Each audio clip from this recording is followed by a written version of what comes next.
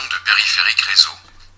Dans ce module, nous vous expliquerons ce qu'est une adresse IP et comment déterminer l'adresse IP de votre ordinateur. Les réseaux utilisent un mode de communication fixe. C'est le protocole réseau.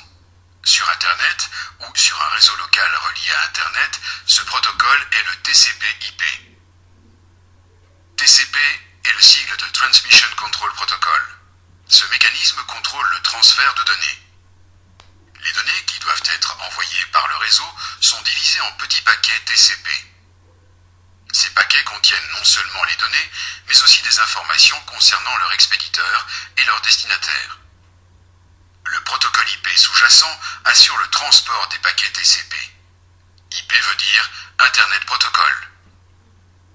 L'expéditeur et le destinataire des informations ont tous deux une adresse IP.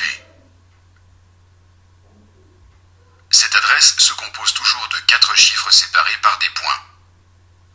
Elle permet la communication entre un expéditeur, par exemple un serveur web quelque part sur Internet, et un destinataire, par exemple votre ordinateur. L'adresse IP de votre ordinateur est facile à retrouver. Cliquez sur Démarrer, puis sur Exécuter. Tapez CMD, l'abréviation de commande, dans la boîte de dialogue et cliquez sur OK. Dans la nouvelle fenêtre, tapez ipconfig et appuyez sur Entrée. Plusieurs informations s'affichent à l'écran, dont votre adresse IP. Pour finir, tapez Exit pour refermer la fenêtre. Lorsque votre ordinateur communique avec Internet, il utilise votre adresse IP unique.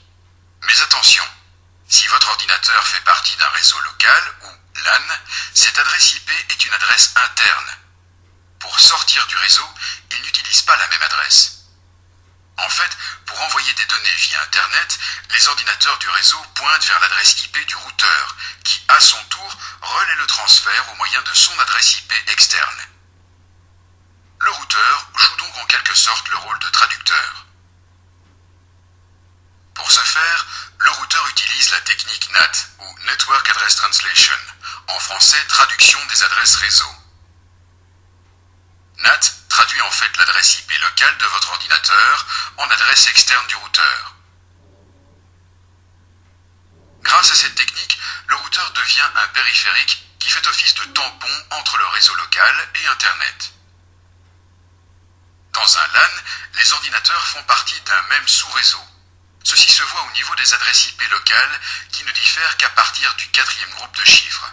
Par exemple, dans un certain sous-réseau, un seul ordinateur peut avoir comme adresse IP 192.168.10.1. Un autre ordinateur pourrait avoir l'adresse 192.168.10.2. Tous les ordinateurs du sous-réseau ont le même masque de sous-réseau. Grâce à cette suite de chiffres, le routeur connaît la taille du sous-réseau. Par défaut, le masque de sous-réseau d'un petit LAN est 3 fois 255 suivi d'un 0. Ceci signifie que, dans le sous-réseau, les 3 premiers chiffres de l'adresse IP doivent toujours être identiques.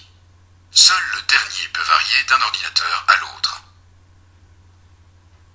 Tous les sites web que vous visitez se situent sur un ordinateur quelque part sur Internet. Chaque site web est donc accessible grâce à l'adresse IP unique de l'ordinateur sur lequel il réside. Pour éviter que vous deviez, en tant que surfeur, retenir toutes les adresses IP de ces sites web, celles-ci sont présentées sous forme de nom de domaine. Par exemple, www.disney.com remplace l'adresse IP 280.128.192.10.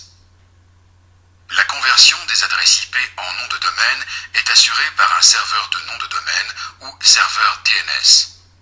Ces serveurs sont mis à disposition par le fournisseur d'accès Internet.